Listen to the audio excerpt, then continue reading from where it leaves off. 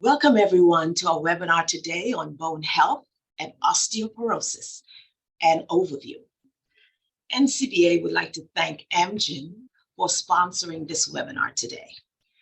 And our presenter, Keisha Lewis, thank you, Keisha, for joining us, is a practicing occupational therapist and a certified diabetes care education specialist with more than 17 years of experience working in the fields of human services, mental health, and physical disability. She serves as a consultant with the Health and Wellness Program for the National Caucus and Center on Black Aging.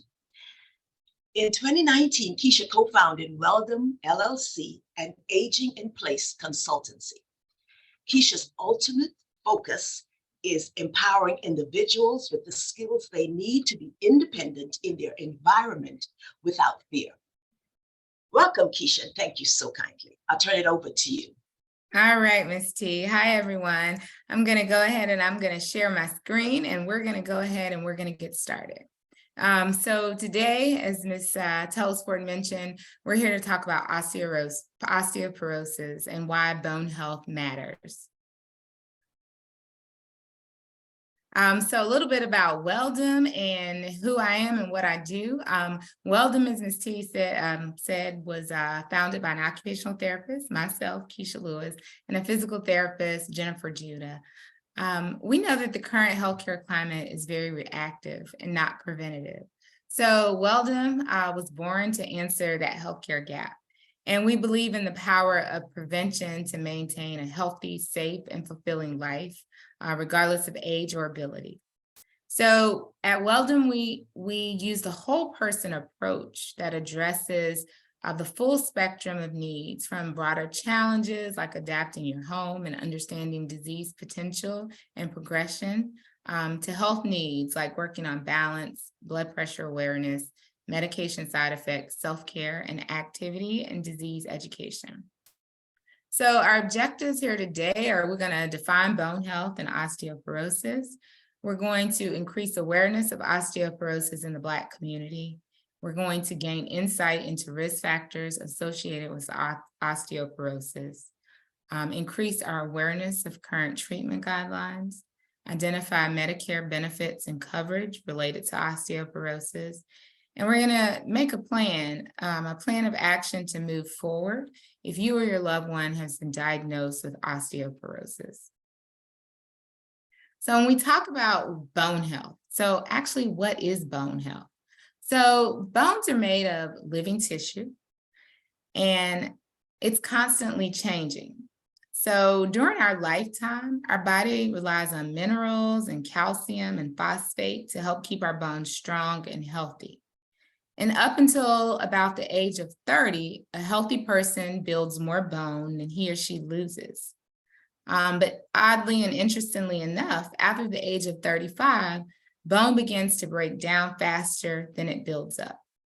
And so bone density decreases throughout our life by less than 1% per year. And as we age, our bodies tend to reabsorb these minerals instead of keeping them in our body. So when more old bone is reabsorbed and not enough new bone is generated, then bone loss occurs. And if there's too much bone loss, it can lead to the disease called osteoporosis. So on the slide, I have two words with two different definitions. Sometimes we hear the term osteopenia, and so I wanted to just define that term. And that term is actually it means low bone mass. And it means that we have weak bones when you hear osteopenia. But then osteoporosis, the meaning of that word is porous bone. And that means that the bones have become thin and they lose their strength.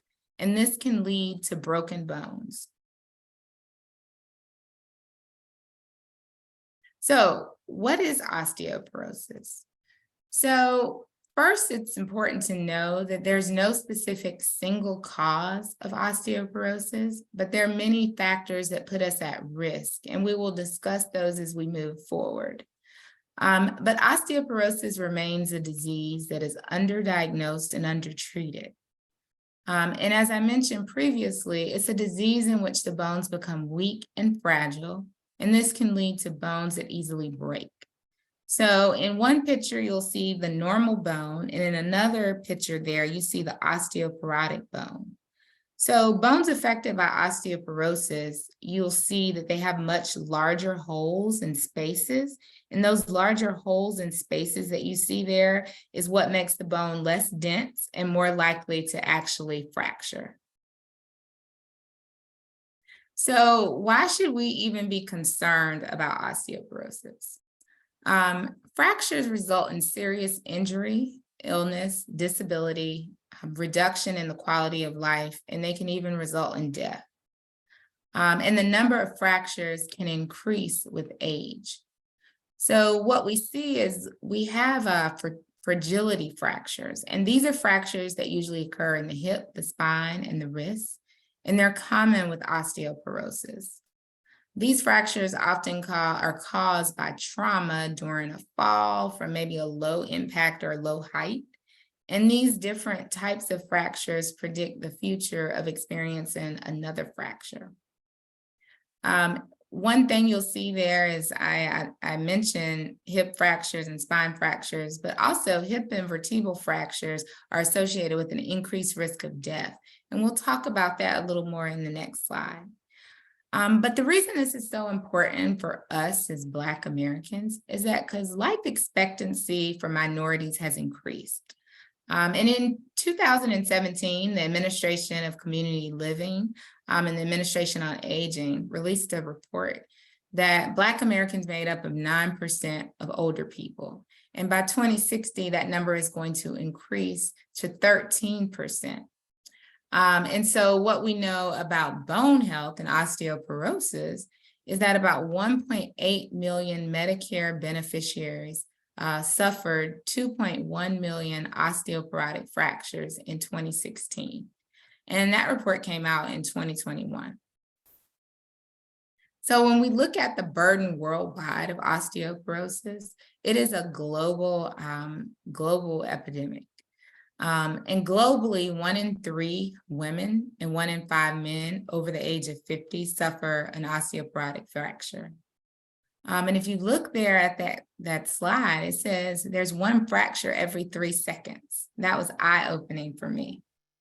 And then you see that hip fractures, the rate of increase from 1990 to what's projected in 2050 is that in men, it'll go up or increase 310%, and in women, 240%.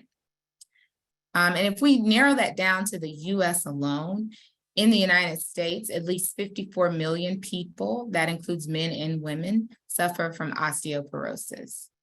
And as we move on throughout the slides, 2 things I want you to remember is that osteoporotic fractures are preventable and osteoporosis is treatable. So now, we're going to take a moment to participate and do a myth or a fact here. So if you can participate with me in the chat and just tell me what you think. Is this true or is it false? So the first thing is only white women get osteoporosis. So what do you think the answer to that is? I'm going to look in the chat. But only white women get osteoporosis. All right. No, false. All right, great. That is definitely a myth. And we're going to talk about osteoporosis in the Black community. Now, the next question I have thick bones, or I have a thick bone structure, so I don't need to worry about osteoporosis. Let me see. What do you think? I see false. That's a myth. Okay, great. All right. Thanks, everyone, for your participation there. So we're going to kind of dispel and talk more about those myths, because both of those were myths. We do know that non-Hispanic white women and Asian women are more likely to develop osteoporosis, but Black and Hispanic women and men, they're still at risk of developing osteoporosis. So I mentioned previously that we're going to look at the impact of fractures, particularly hip fractures. So we see that if someone does experience a hip fracture, these statistics are alarming here. that after experiencing a hip fracture, 40% of individuals are unable to walk independently, 60% require assistance a year later, 33% are dependent or in a nursing home in the year following that hip fracture, and mortality is up to 20 to 24% in the first year after a hip fracture. But 50% of people with one osteoporotic fracture will have another. So fractures most associated with osteoporosis, if you remember, I mentioned earlier, are the hip, the spine, and the wrist. The hip fracture significantly increased the risk of death in the year following that fracture. And that number is a bit higher in Black Americans. So then we see the impact of fractures that are underdiagnosed or untreated. So now we're talking about vertebral fractures, so fractures in the spine. So vertebral fractures in adults age 50 and older are indicative of osteoporosis. Even in the absence of bone density diagnosis, if we see a vertebral fracture, we can think osteoporosis. So the presence of a single vertebral fracture signifies a 5-fold increase for the risk to experience an additional fracture, and a 2 to 3-fold increase in experiencing a hip fracture. And unfortunately, the thing about these small vertebral fractures is that they can go unnoticed for years. So that's something that we don't know. Someone has osteoporosis until something else maybe is discovered or the bone density test is done, in which we'll talk about that more. So osteoporosis in the Black community. So we dispelled that myth and fact that I talked about, is that osteoporosis is not just an old white woman's disease, okay? And that's the most common misconception with osteoporosis. And we frequently see that osteoporosis can even occur in men, and it can occur at any age.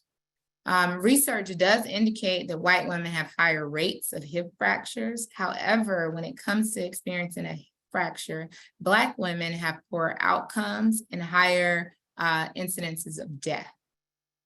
So death after a hip fracture is higher among Black women. And we also know that disparities exist among racial and ethnic groups in the diagnosis and the treatment of osteoporosis. Black men and women often go undiagnosed, and without the proper intervention, fractures, spinal deformities, loss of mobility, and chronic pain can occur. And something that is also interesting about the hip fractures in Black women is that a Black woman on average experiences, and this was alarming to me, 49 to 225% higher debility rate. So that's the rate of that Black woman going into nursing home placement and becoming Medicaid dependent 1 year post-fracture. And once osteoporosis is diagnosed, it's really important that we begin aggressive therapy. We begin treatment. And we know that racial disparities in treatment and osteoporosis exists. One study that I read, it found that 80% of white women receive pharmacological therapy after osteoporosis diagnosed, and only 68% of Black women did. So as we age, it's critical that we intervene and we look at our risk, because falls occur in approximately 1/3 of older adults age 65 and older. And so this puts us at risk for osteoporosis. And this also increases the risk as we age, the risk of falls. So fracture risk also increases as we age, and bone mass density declines with age. So if we experience a fall, we have weak bones, we're already at risk for a fracture, we're at risk for physical decline. So what are some of the risk factors for osteoporosis?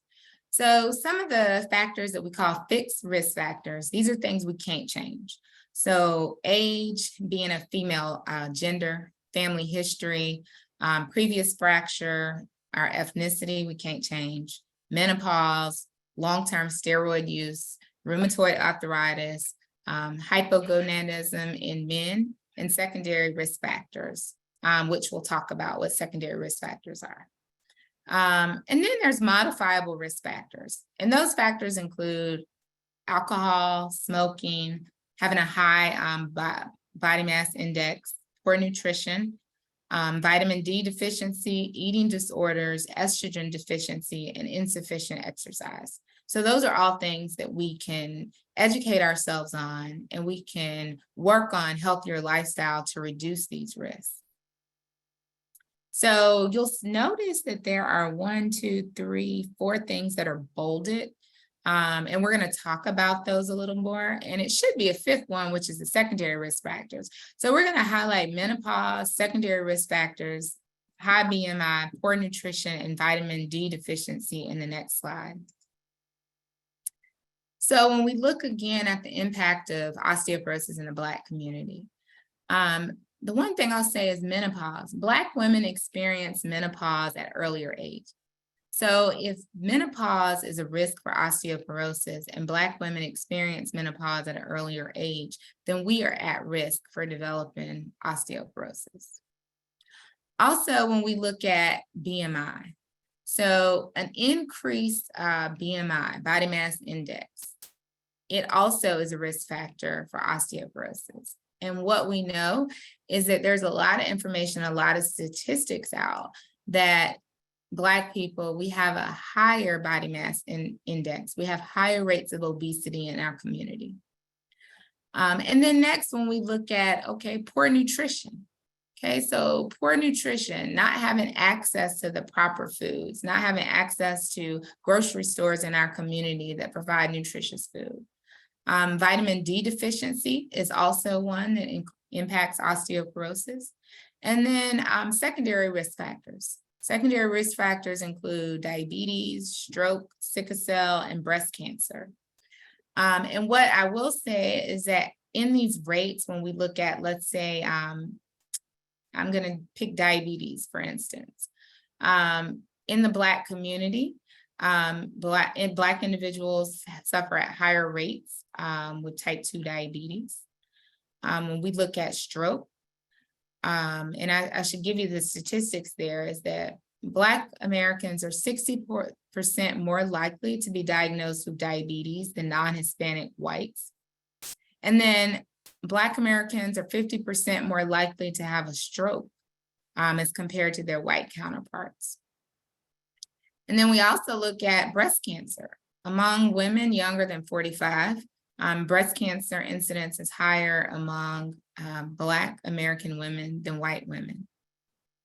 And then that sickle cell rate, we find that 1 out of every 365 Black births result in sickle cell.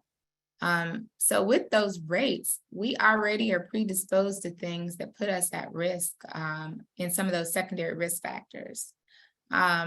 So diseases that are more prevalent in the Black community are linked to an increased risk of developing osteoporosis. So how can you know your risk? Well, we just discussed the risk, and I had the list up there, but this is a risk calculator, a risk check that you can actually go. It is from the International Osteoporosis Foundation. And the link is there on the slide, and maybe we can pop that link in the chat a little bit later. But it's a screening tool or a check to see if you could be at risk for osteoporosis and fractures. So I would encourage you, visit the International Osteoporosis Foundation's website and actually do the little checklist there, the risk check. So if you have osteoporosis, will you actually have symptoms? So osteoporosis, a lot of times people don't have any symptoms. So people don't know that they have the condition until they actually break a bone unexpectedly. Osteoporosis is known as the silent disease. But some symptoms that could possibly occur would be lower back pain, and that could be from a fracture, loss of height by 1 inch or more, shortness of breath, and posture changes. So we see the rounding of the back. Those are some symptoms that one could experience, but remember, it's a silent disease and oftentimes people don't know. So how is osteoporosis actually diagnosed? When we look at osteoporosis and the diagnosis for osteoporosis, we use something called a bone density test, and it's performed using what's called a DEXA scan. And I'm going to actually tell you exactly what that DEXA scan means.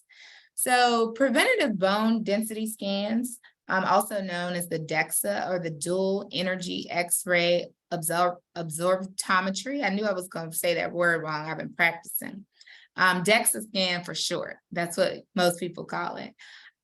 These scans are easy, painless.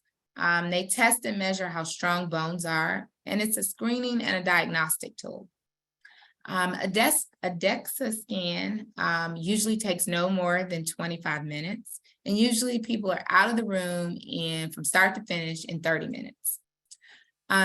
With a DEXA scan, it measures bone mineral content and mass, and it's able to detect the depletion of calcium and protein, which can all put you more at risk for a fracture.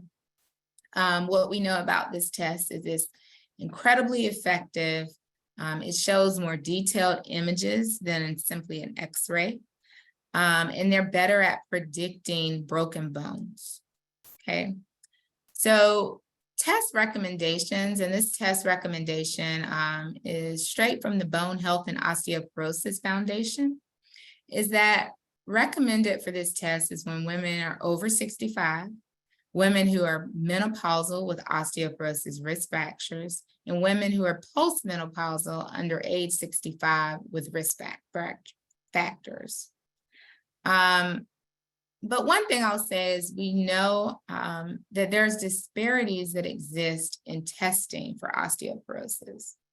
In the United States, patient access to osteoporosis care has declined. There are fewer office-based DEXA facilities that perform smaller numbers of studies. And then fewer women and men are diagnosed with osteoporosis and or treated to prevent fractures, which is a correlation to the increased risk of fractures that is projected. If you remember that slide that I showed early on, where, from 1990 to 20, I believe 50, it was an increase in fractures because individuals are not getting screened for osteoporosis. So now we'll move into a little bit about prevention and treatment. You'll get a little bit of a teaser today because we will do 2 more webinars on this subject, and we'll get more in depth about nutrition as well as prevention and treatment. So from a nutrition standpoint, something that's important for you all to know is that inadequate nutrition is a major risk factor for osteoporosis. And Black Americans may be at an increased risk for osteoporosis due to lack of calcium and vitamin D. Remember earlier we spoke that bone is a living tissue, and so nutrients serve as an important part in maintaining good bone health. So inadequate nutrition can lead to bone loss, and it can place individuals at increased risk for fractures. So then we move on to calcium. So milk and dairy products are excellent sources of calcium. But what we know is that many Black American women may be at an increased risk for osteoporosis because they consume less calcium than what's the recommended dietary allowance. And this reason is a lot of Black Americans are more prone to lactose intolerance than any other group. So lactose intolerance can hinder our optimal calcium intake, and this can cause people to avoid milk and other dairy products because they have trouble with the digestion of milk and dairy products. But calcium is necessary for normal bone development, and it's absorbed best by consuming calcium-rich foods. In the next series of this part, we'll talk about how to increase calcium through calcium-rich foods. And then we move on to vitamin D. So we know as we age, the skin's ability to actually absorb vitamin D declines.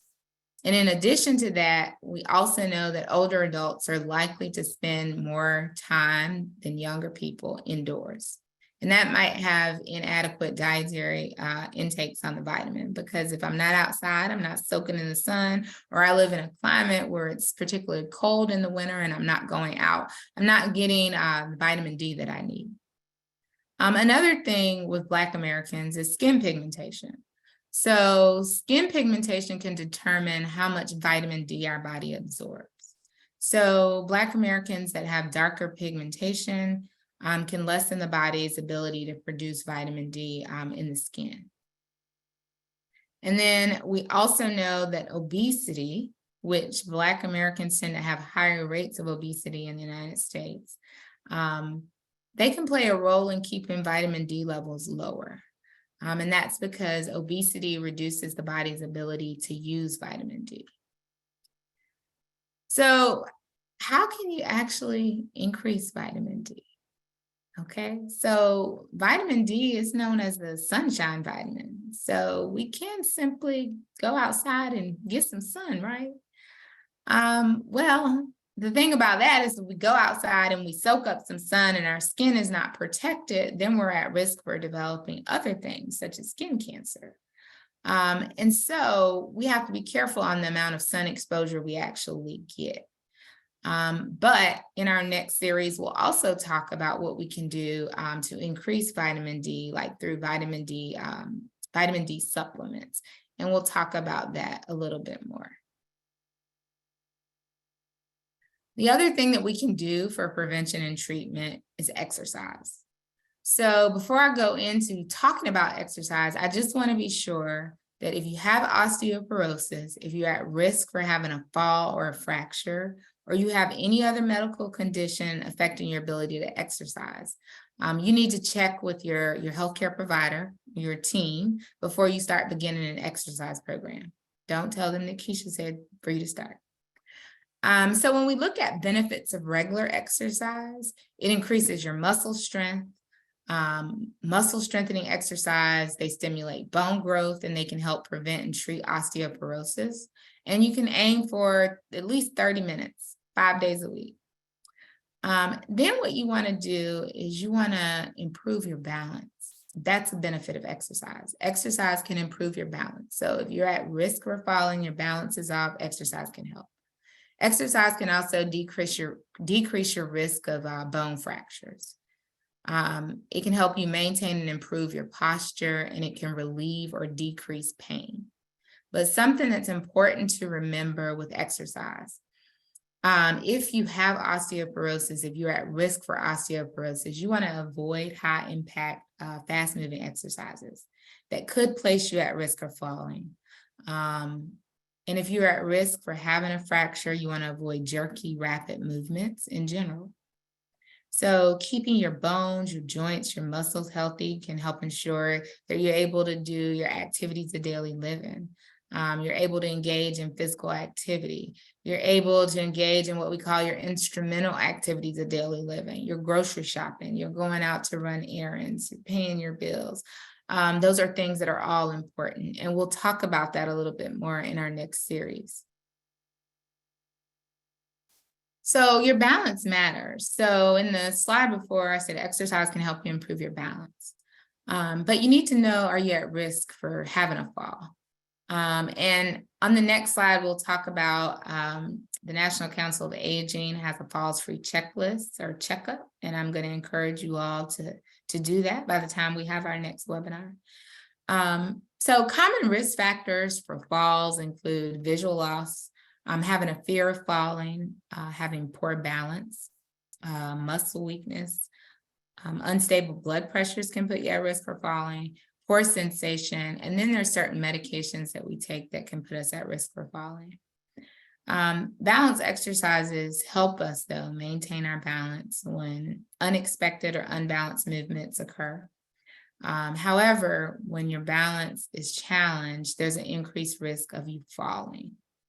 The other thing I will point out is there are some conditions, some of those secondary conditions that we talked about, that can put you at increased risk of falling. An example would be if you have diabetes, some of the complications related to poorly managed diabetes could be nerve damage or muscle weakness. You could have episodes of low blood sugar or visual problems, and all of those increase your risk of falling, which could then increase your risk for fractures.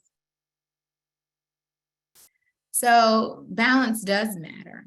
And so good balance will decrease your risk of falling, because in persons at risk or that have osteoporosis, a fall results in a fracture. So again, I'm going to encourage you, if you've never done this, you've never done a balance risk assessment, go to the National Council of Aging, their Falls Free Checkup, which is an online tool. And what I would encourage you to do is take the checkup and see what your risks are. See if you have a risk of falling. And then fall prevention exercises, seek those out. Like, they'll help you improve your balance and reduce your risk for falling. And then speak to your physician, because perhaps it's time for you to work with a physical therapist or an occupational therapist for a detailed assessment to really assess your fall's risk.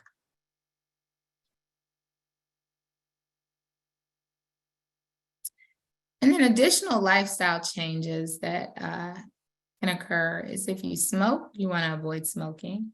If you drink alcohol, you want to limit your alcoholic intake and also your caffeine intake. Now we move on to medication management goals. So the goal of medication management is to help reabsorb the bone and help with bone formation. So we also want medications to help treat osteoporosis, lower the risk for fractures and osteoporosis. And along with medication management, there are specific medications that the doctor will prescribe for osteoporosis. But they also might prescribe calcium and vitamin D as supplements to complement medication. But it's important for you to remember, with osteoporosis or any other disease, in order for your medication to work, you must take your medication as it's prescribed by your provider. You need to make sure that you actually understand what your medication is doing. So I put some little tips here, and I want you to think about this for any of your medications.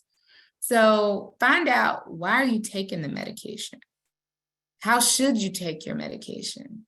What are the side effects of medication? How should I store this medication? And then, is there a generic brand versus a brand?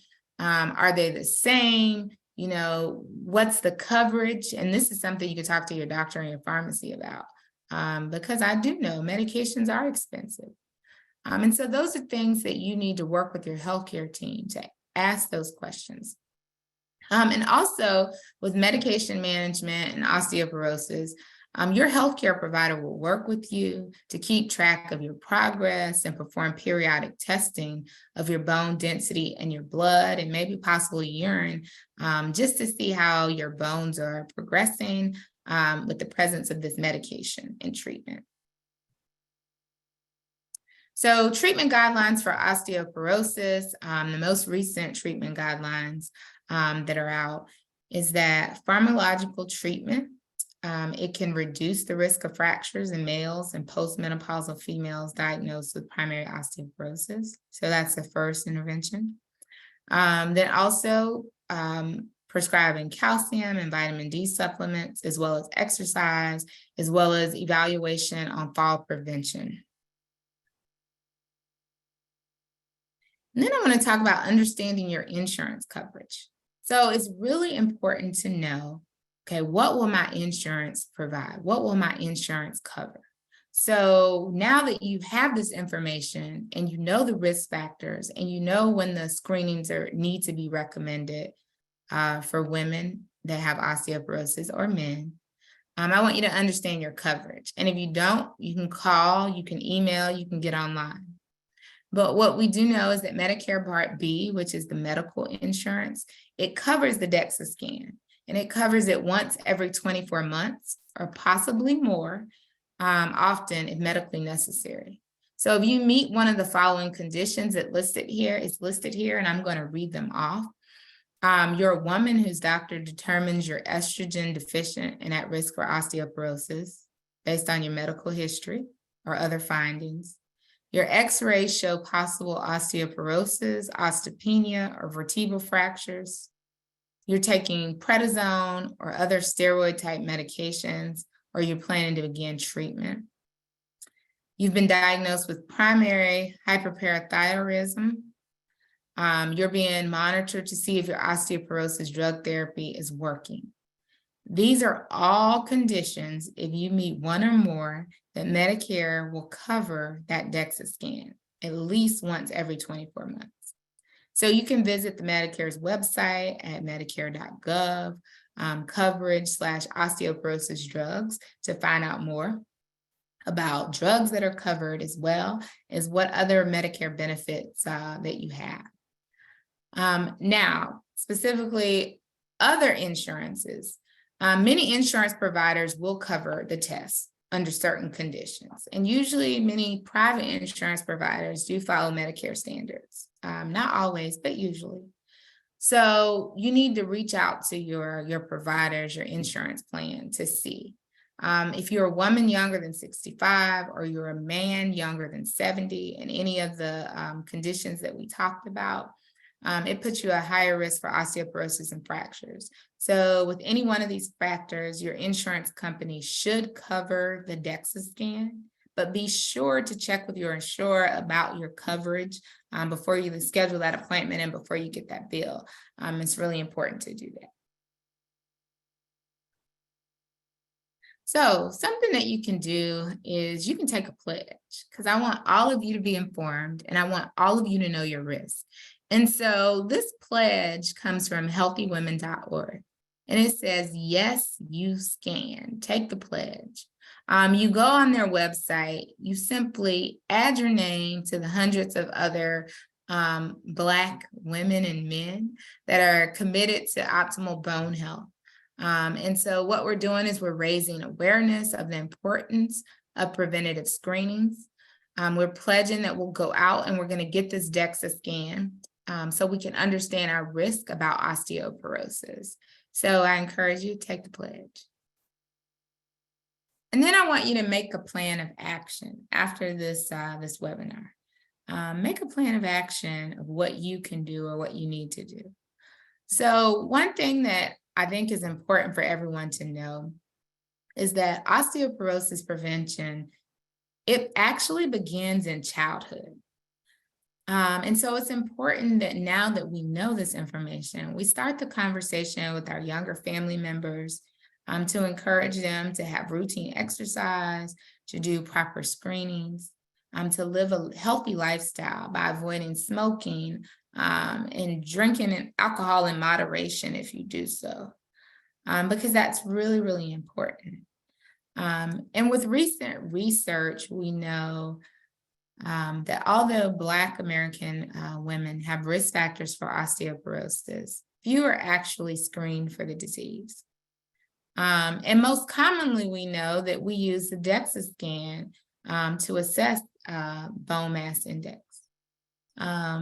So this test is safe, it's painless, and it's similar to having an x-ray. So if you've never had this conversation with your doctor's never brought it up, you fall into some of those at-risk groups or those categories for screening, get it done.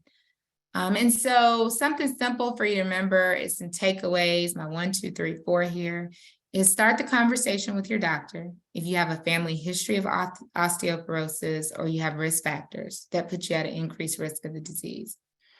Ask your doctor if a test to measure bone density is needed, and go in there with your little risk factors. Have a conversation with your doctor or your pharmacist about dietary supplements and medications that you take to identify your risk. And then you work on living a healthy lifestyle. So including eliminating the risk factors that you can change, So those things that are modifiable, that you can change, that you can learn about, that you can educate about, you can work on changing those things. And then next, I have some resources here.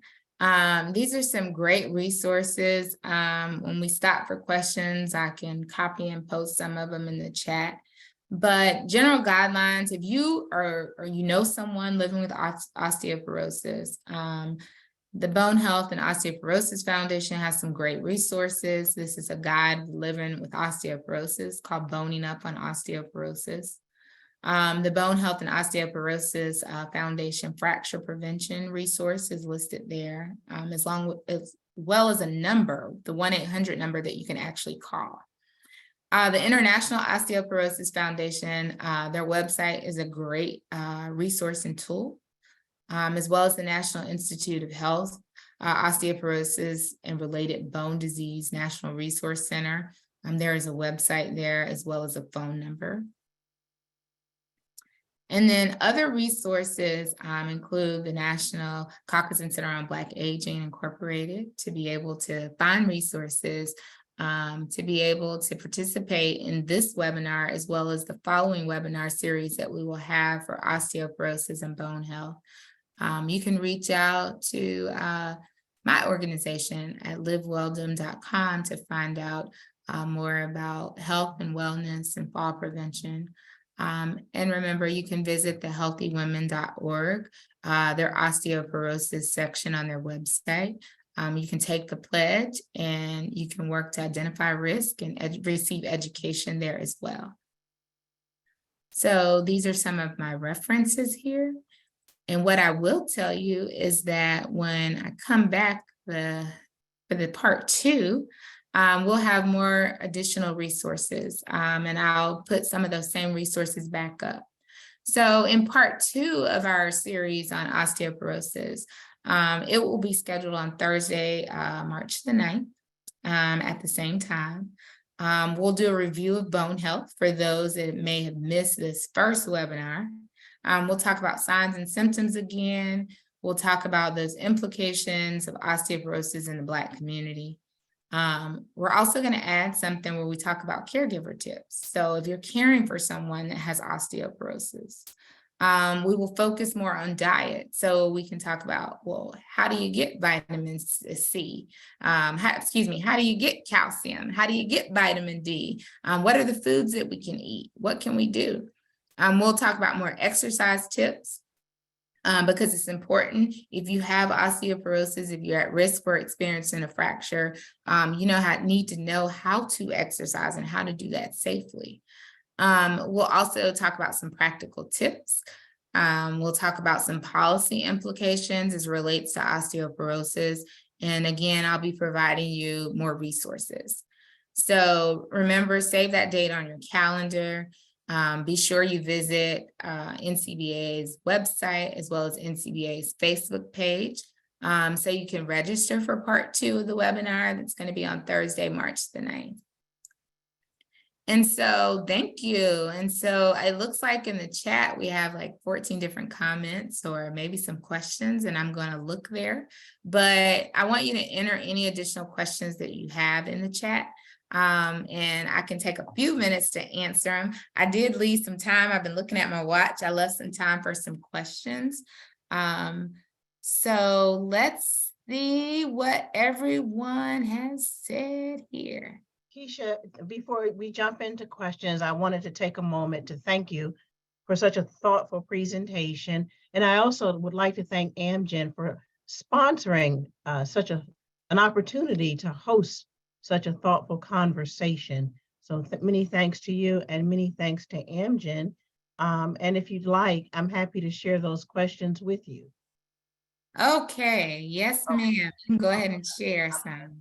And again, at this time, we'd like to invite our audience members to put your questions in the chat, and we gladly share them with Keisha.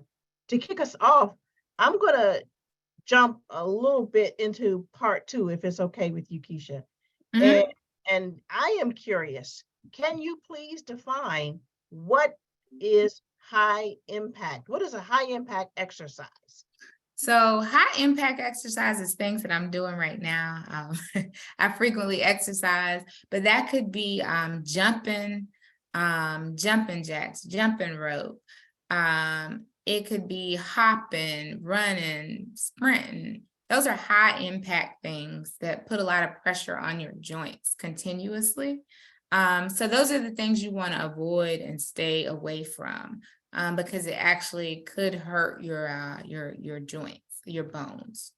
And I'd like to build on that just a little bit. I am new to walking, and many of us on this webinar are walkers because we enjoy walking. And as we approach the spring, more of us will be walking. Is walking, in fact, a high impact, low impact exercise? And if we are walkers, what should we do to protect our bones? So again, in part 2, we're going to talk about exercise, but just so you know that walking is a low impact exercise. So as the weather gets nice outside, I would encourage everyone, I want you to walk. I want you to walk as long as your risk for falling is not there. If you do have a risk for falling, walking with a partner, being safe, that's what you need to do, wearing comfortable shoes. But that is an exercise that we all can do, we all can engage in. I tell my patients that have diabetes all the time, if you just simply do a walk 10 minutes after breakfast, lunch, or dinner, you would get the recommendations that the American College of Sports Medicine, the CDC, they recommend that you do 30 minutes of physical activity 5 or more days a week. And so if you did 10 minutes after each meal, you would get 30 minutes every day. And so it doesn't have to be walking 30 minutes in a row. Just move to keep your joints and your bones moving and keep your body healthy, keep your weight down. And so walking is a great exercise that you can do. Okay. And something you said that I like, just move. And yet many of us lead sedentary lifestyles and we have sedentary jobs. What can we do to strengthen our bones while we're at work in front of our computers? What can we do? Well, now I got to think about part 2, and I don't think I have those exercises in there. But one of the things is I'll try to add some of those exercises in there. But you can sit at your desk. You can do a host of computer exercises that involve things like stretching, ankle pumps. You can do knee extension where you extend the knee and the leg back and forth. You can march in place under your desk. You can get up and walk around in the office space. You can get up and walk around in the house. I once knew someone who lost weight just simply walking in the house. You can get a pedometer. I took mine off, but you can get a watch that measures your steps and compete with yourself day after day and try to get more steps in while you're at your desk or in the office or at home. But that is important, is just to get up and move.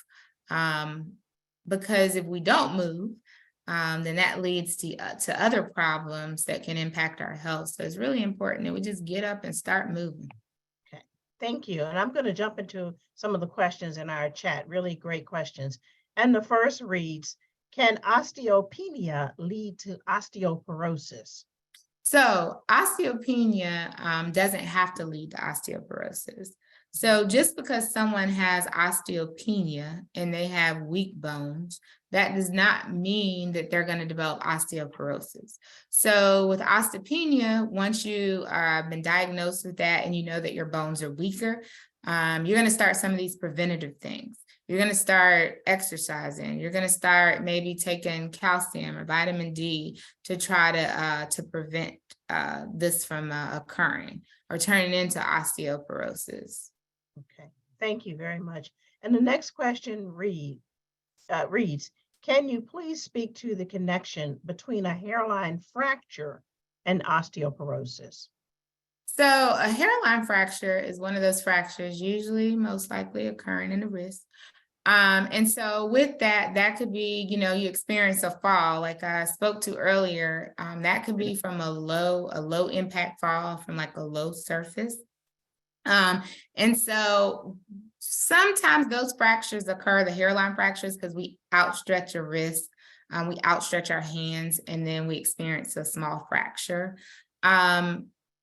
Typically, a hairline fracture, maybe depending on your age, it could possibly be a sign of some osteoporosis, but it also could be a sign that we use that outstretched hand as a preventative method and we developed a fracture. So if you fall in the categories where you're a woman, you're over 65, you are at risk, you have menopause, those are things that then you need to talk to your doctor about. Did this happen because I'm at risk, or did this just happen simply because I made an awkward move? So the hairline fracture doesn't necessarily mean that you have osteoporosis, depending on how you had to fall, I would say. Okay, thank you. And the next question reads, how important is my chair? How important is my posture and the chair that I sit in? Well, posture is important. I'm going to say again in part 2, we'll talk about more on posture. But you just want your back to be upright, like I'm upright right now. If I'm down like this and it's poor posture, it's a chair that's causing you to posture like this. I would say you need to get a new chair because you're putting more pressure on your spine when your spine is curled. So you want to be more upright to prevent that pressure on your spine. Thank you. And the next question reads, does Medicaid pay for the DEXA screening? And if so, how often? So what I would say is, and I didn't specifically look up Medicaid, but a lot of times Medicare and Medicaid, some of the guidelines follow. Medicaid, sometimes you get some extra coverage. So I would say to check on your benefit and look that up. But following Medicare guidelines, I would probably say Medicaid does pay for the DEXA, but I can't be 100% sure. So I'm going to tell you that because I didn't look it up. Okay, thank you. The next. I'm sorry, Angie. I just saw that it was a question in the chat about caffeine and osteoporosis, and it was another one that came through. So I was just going to pick some of these ones from the chat as well. Here. The one on caffeine, now I just lost it because I scrolled and I missed it. But I think someone was asking about caffeine and the effect of caffeine on osteoporosis. I saw it and now I lost it. But what happens is that caffeine can actually take away the calcium from your bones. So it can zap your strength. So that's why we say we want to limit your caffeine. So you're losing calcium, and I can't remember the number, but for every amount of caffeine you consume or take in, it makes your body lose calcium. And remember, we need calcium for good bone health. So that's why you want to avoid so much caffeine intake. And one of the slides says you want to limit caffeine intake. It was another question, and I'm sorry I lost it. So Angie, you can go. Let's see.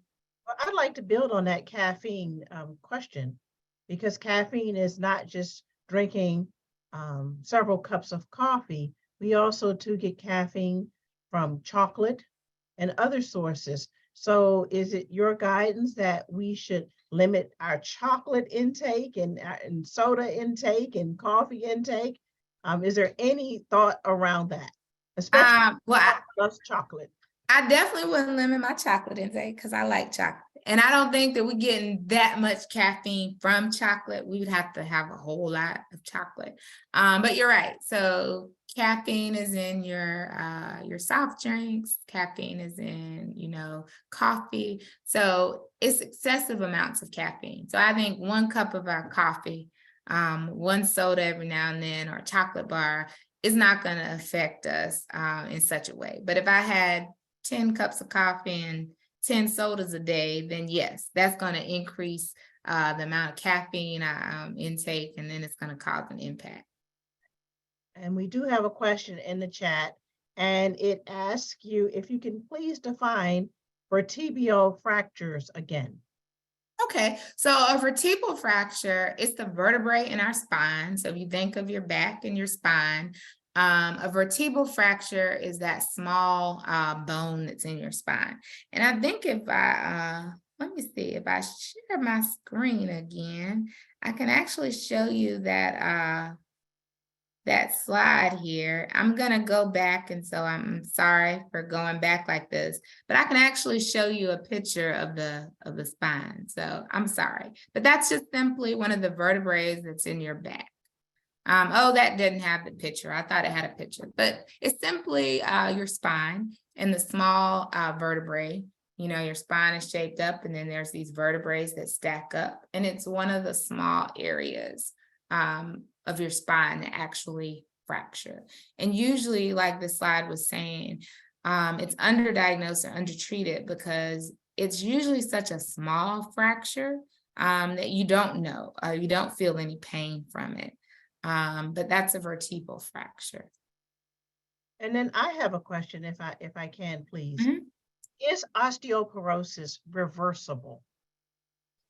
So with osteoporosis being reversible, I'm going to tell you that answer is no. Once the damage is done, it's done. We can take medication, and that medication can help us so we don't have further fracture or further injury. But the existence of that weak bone structure, it's there. And so it's not going to just go away. But we can definitely, through medication management, we can work on decreasing that bone, from those holes in our bone from getting larger and larger and larger, and help with reabsorption or reformation of the bone. And that is both in men and women, the same guidance. That is in both men and women. But what I will tell you is there is not a lot of research out there on osteoporosis in men. Mostly what I find is there's the research on osteoporosis in female population. There are some smaller studies that are out there that talk about osteoporosis in men, even less that talk about osteoporosis in Black men.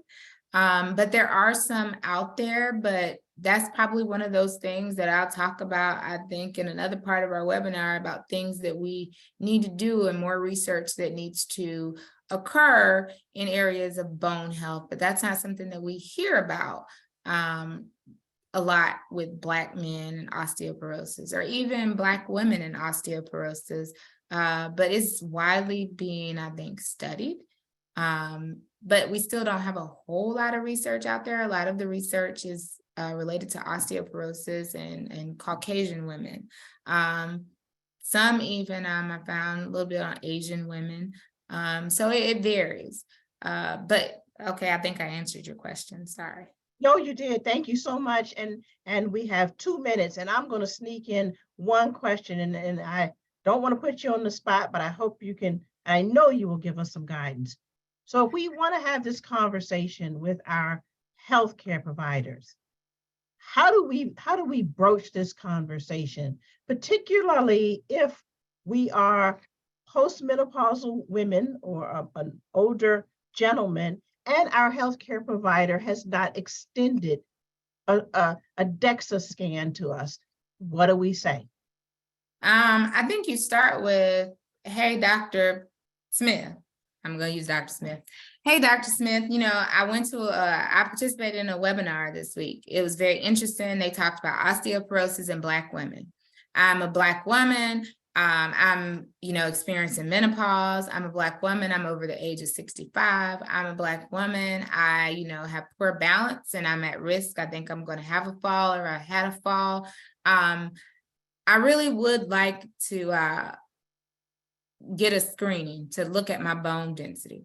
And I heard that test was called a DEXA. So what do you say?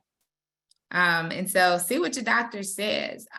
But you know that Medicare, if you have Medicare, it will pay for that. If you meet certain criteria, it will pay for that, because those Medicare guidelines, I took them straight off of Medicare's website. That's why it was cited medicare.gov. And so you have the conversation, you speak up for yourself. I always tell my patients, you advocate for yourself. You are your own best advocate.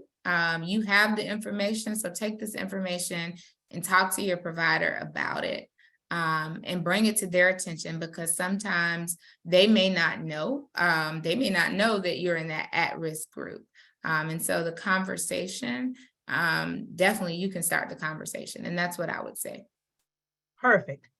Perfect. We are. Oh, I see a comment. I want to read it, and I like it. Someone said, that's how I approach my doctor. It worked, and I had a bone density test last year. So go for it. Yes. Thank you for sharing that. Thank you. And thank you very much. We are at 2 o'clock, and I'd like to be respectful of your time and our audience's time. Again, thank you very much, Keisha, for an awesome presentation. Thank you to our audience for joining us. We look forward to you joining us on March 9th. The registration will be posted on NCBA's website and Facebook. And again, many thanks to Amgen for sponsoring such an awesome conversation. Thank you, and we give you back your day. Thank you. Bye-bye. Bye-bye.